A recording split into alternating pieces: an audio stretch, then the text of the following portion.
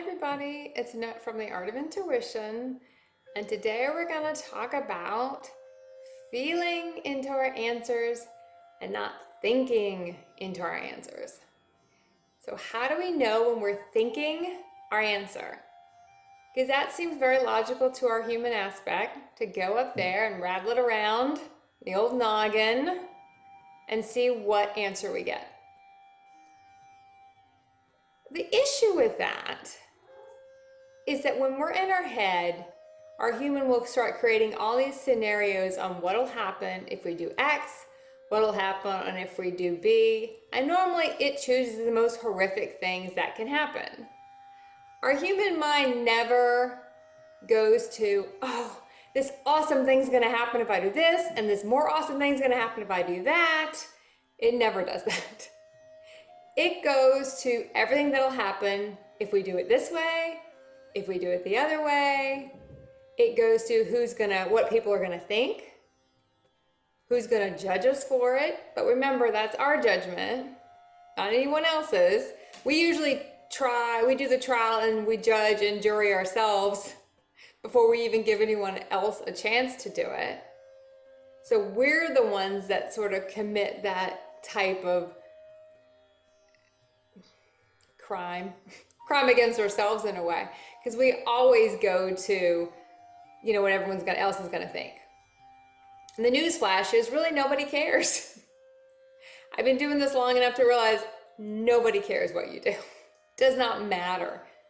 We have this big thing where everyone cares, nobody cares. And that's what a lot of the collective actually is finding out now, is that nobody really cares. And it's kind of a rude awakening for a lot of people and a lot of the collective when they realize that nobody really does care on what anyone really is doing. It doesn't really matter. People are so concerned about what they're doing. They don't really care what everybody else is doing. But when we're up in our mind, we're going to be obsessive. We're going to not know it. We're just going to keep going around. We're going to be in our monkey mind and keep going around and around and around and around.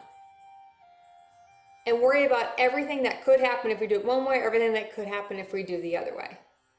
One thing you will not find when you are trying to make a decision from here is a peace. You won't have any feeling of peace when you're up here. It's all going to be made out of emotion, whether it be judgment, whether it be fear, whether it be lack, whether it be grief, whether it be any type of anger. It's all going to be made from those emotions. So you can't really make a decision when you're in that space. So I would say go straight to your heart. A lot of people will do videos and go, oh, go straight to your heart. Sometimes you can't go straight to your heart if you have a lot of emotion around it. You have to clear the emotion first. And sometimes we get through that by thinking it through. So sometimes we have to go that way. In the beginning, when we first start learning the difference, we have to go that way because our natural human wants to go up and go here.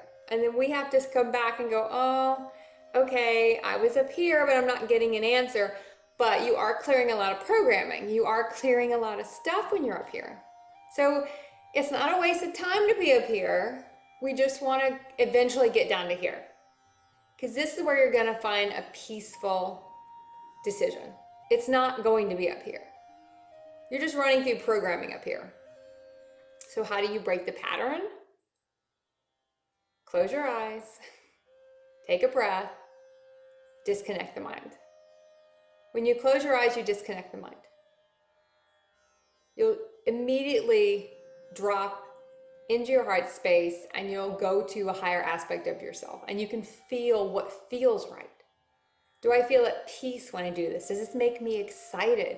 Does it make me excited, but it also scares me a lot too? Because some of the biggest decisions we'll make, and even the smallest decisions we'll make, will have a lot of fear to them. Seems like sometimes you'll look back at your life and you realize that some of the smallest choices you ever made completely change the trajectory of your life. And at the time, they seem like they were minuscule decisions, but there really aren't any. And if it makes you feel any better, you've already done all this somewhere in some other reality, so you can't really screw it up. It's impossible. It might take you longer to get somewhere, but you're never going to end up in the wrong place. You can't screw this up. So the pressure's off. Close your eyes and sit with it. If you're not getting anything and you don't know which way to go outside. Connect with nature. Listen to the birds.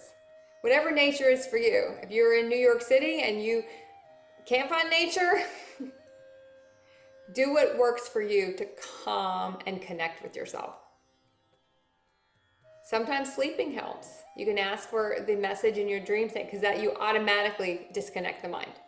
Just be open to getting the answer in your awaking state because there's no difference between the two. Normally now when I ask a question before I go to sleep, I usually get the answer in my waking state the next day. So, don't shut it off just because you got an answer in your waking state that it didn't come in the dream state. It doesn't matter. They're all the same. We separate it out. It's no difference. It's all just as real. It's all just as meaningful. If it's meaningful to you, it's meaningful. If it answers your question for you, it answers the question for you. It doesn't matter what anyone else thinks.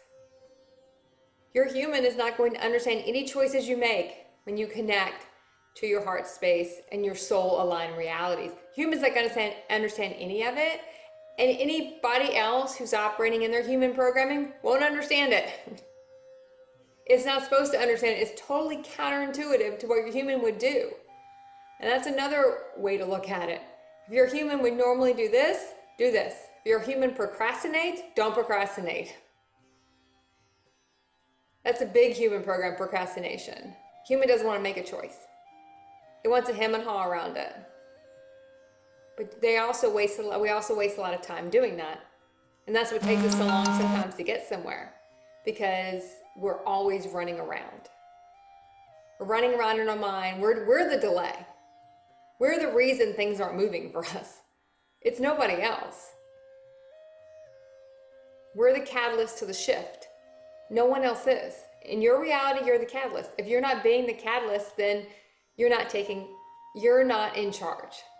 You're letting your human run the show. And the human is like letting a toddler run the show. And if you still don't get an answer, you can do one of the tricks I do, which is I'll say, okay, I'm supposed to do A, have this thing happen today. I'm supposed to do B, have this thing happen today. Usually I'll kind of know which way I'm leaning, but if I have a lot of emotion around it, and I still don't feel like I have cleared all the emotions, I will do that sometimes. And sometimes I realize I got an answer, but my human doesn't like it, but I did get my answer. So think about that sometimes too. Or don't think about it, feel that sometimes too. Sometimes you'll get the answer, your human doesn't like the answer. So you just say, no, I don't want to do that. But that's your human saying that. Remember, your most soul-aligned realities won't look like your human realities. They're not supposed to. But they will bring you a lot of peace and they just feel right. It doesn't matter what anyone else thinks. We already established that nobody cares. All the pressure's off, nobody cares. So we'll close your eyes, connect however you like to do that. If you're new at it, do it in your dream state first. Open up and keep practicing the art of intuition.